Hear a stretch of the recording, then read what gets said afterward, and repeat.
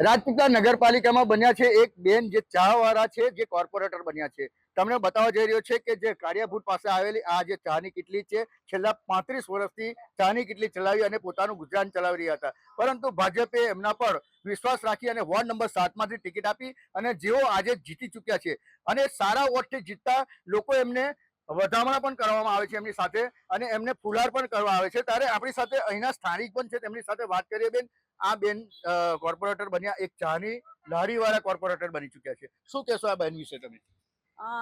હું છેલ્લા 35 વર્ષથી અહીંયા કાળિયાભૂતમાં આવેલી ચિત્રકૂટ સોસાયટીમાં રહું છું અને એમને પણ હું 35 વર્ષથી ઓળખું છું. એમણે એક સિંગલ મધર તરીકે ખૂબ સંઘર્ષ કર્યો છે અને એ પોતે સંઘર્ષ કરીને આગળ આવ્યા છે. સિંગલ મધર તરીકે એમણે એમના 2 બાળકોને પણ મોટા કર્યા છે. હું એટલું જ કહીશ કે એ એમની રોજગારી તો ચાલુ જ રાખશે, કારણ કે એમની રોજગારી થકી જ એ આગળ આવ્યા છે. પણ સાથે સાથે હવે એમણે એમની સેવાકીય કામગીરી પણ કરવાની થશે. અમારા સૌના સાથ સહકારથી તેઓ વિકાસના કામો કરશે એવી અમે અપેક્ષા રાખીએ. બિલકુલ, એમની બેન પાસે જ જઈએ. બેન, એક તમે આજે ચાવાળા કોર્પોરેટર બની ચૂક્યા છો. આ વ્યવસાય આપણે કઈ રીતે ચલાવીશું અને લોકસેવા કેવી રીતે કરીશું, શું કહેશો? અમે આજે 35 વર્ષથી આ ચાની લારી ચલાવું છું ને મારી રીતે એ કરીએ છીએ. મારા બાળકોને હવે ભણાવ્યા છે ચાની લારી પરથી ને બધી રીતે એ કર્યું છું. તો મેં એ કરીશ. મેં આ જે મને ટિકિટ મળીને અમે બહુમતીથી જીત્યા છે તો એ કામ પણ અમે કરીશું. પાર્ટીનું કામ હોય કરીશું, મારો ધંધો હોય કરીશું, ચાની લારી હોય ચલાવીશું. ને મને એવું લાગે છે કે મેં અહીંયાથી બધું કામ કરી શકીશ. તો શું કહેશો, આ જે તમારી ચાની કિટલી છે તેને તમે તમારી ઓફિસ બનાવશો અને લોકસેવા કરશો? હા, અહીંયાથી જ અમે લોકસેવા હોય કરીશું. આ ઓફિસ ગણે કે મારી ચાની લારી ગણે અમે અહીંયાથી જ બધી સેવા કરીશું. પછી મારી રોજગારી અને મારી રોજગારી ગણો કે મારી ઓફિસ ગણો, બધી આ જ છે. કઈ રીતે આપણે લોકસેવા કરીશું? ખાસ ચાની લારી પર તમે રોજગારી ચલાવશો, ચાની લારી બંધ કરીને જવાનો વારો આવશે તો? ચાની લારી બંધ કરવાનો વારો આવશે તો મેં કોઈ પણને અહીં બેસાડીશ ને લારી તો નહીં બંધ કરું, પણ અહીં બેસાડીને જઈશ ને મારું કામ કરીશ. બિલકુલ, આ હતા બેન જેઓ વોર્ડ નંબર 7માંથી ભાજપે ટિકિટ આપતા જેઓ જીતી ચૂક્યા છે. પરંતુ ખાસ વાત એ કહી શકાય કે જે પોતાની રોજગારી છે, રોજગારી પણ નહીં છોડે અને જે લોકસેવા છે એ પણ નહીં છોડે એની વાત કરી રહ્યા છે. ત્યારે કહી શકાય કે જે નાનામાં નાનો માણસ કઈ રીતે આગળ આવે છે એ આપણે એક મોટું ઉત્તમ ઉદાહરણ જોયું કે ચાની કિટલી ચલાવતા એક મહિલા આજે કોર્પોરેટર બની ચૂક્યા છે. દીપક પટેલ, ન્યૂઝ 18 ગુજરાતી, નર્મદા.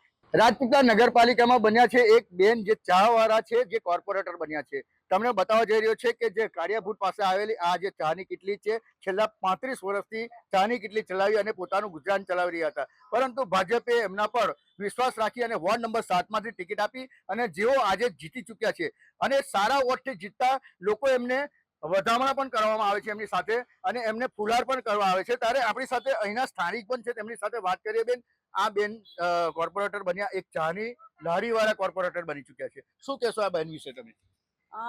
હું છેલ્લા 35 વર્ષથી અહીંયા કાળિયાભૂતમાં આવેલી ચિત્રકૂટ સોસાયટીમાં રહું છું અને એમને પણ હું 35 વર્ષથી ઓળખું છું. એમણે એક સિંગલ મધર તરીકે ખૂબ સંઘર્ષ કર્યો છે અને એ પોતે સંઘર્ષ કરીને આગળ આવ્યા છે.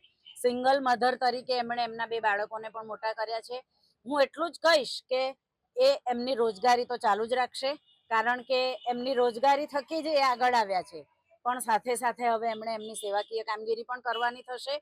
અમારા સૌના સાથ સહકારથી તેઓ વિકાસના કામો કરશે એવી અમે અપેક્ષા રાખીએ. બિલકુલ, એમની બેન પાસે જ જઈએ. બેન, એક તમે આજે ચાવાળા કોર્પોરેટર બની ચૂક્યા છો.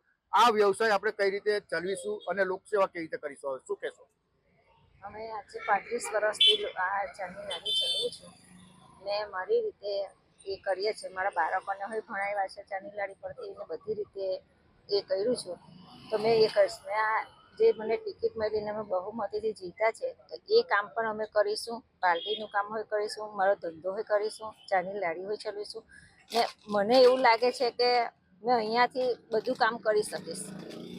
તો શું કહેશો, આ જે તમારી ચાની કિટલી છે તેને તમે તમારી ઓફિસ બનાવશો અને લોકસેવા કરશો? હા, અહીંયાથી જ અમે લોકસેવા હોય કરીશું. આ ઓફિસ ગણે કે મારી ચાની લારી ગણે અમે અહીંયાથી જ બધી સેવા કરીશું. પછી મારી રોજગારી અને મારી રોજગારી ગણો કે મારી ઓફિસ ગણો, બધી આ જ છે. કઈ રીતે આપણે લોકસેવા કરીશું? ખાસ ચાની લારી પર તમે રોજગારી ચલાવશો, ચાની લારી બંધ કરીને જવાનો વારો આવશે તો? ચાની લારી બંધ કરવાનો વારો આવશે તો મેં કોઈ પણ ને અહીં બેસાડીશ ને લાડી તો નહીં બંધ કરું પણ અહીં બેસાડીને જઈશ ને મારું કામ કરીશ. બિલકુલ આ હતા બેન જેઓ વોર્ડ નંબર 7 માંથી ભાજપે ટિકિટ આપતા જેઓ જીતી ચૂક્યા છે, પરંતુ ખાસ વાત એ કહી શકાય કે જે પોતાની રોજગારી છે રોજગારી પણ નહીં છોડે અને જે લોકસેવા છે એ પણ નહીં છોડે એની વાત કરી રહ્યા છે. ત્યારે કહી શકાય કે જે નાનામાં નાનો માણસ કઈ રીતે આગળ આવે છે એ આપણે એક મોટું ઉત્તમ ઉદાહરણ જોયું કે ચાની કેટલી ચલાવતા એક મહિલા આજે કોર્પોરેટર બની ચૂક્યા છે. દીપક પટેલ, ન્યૂઝ 18 ગુજરાતી, નર્મદા.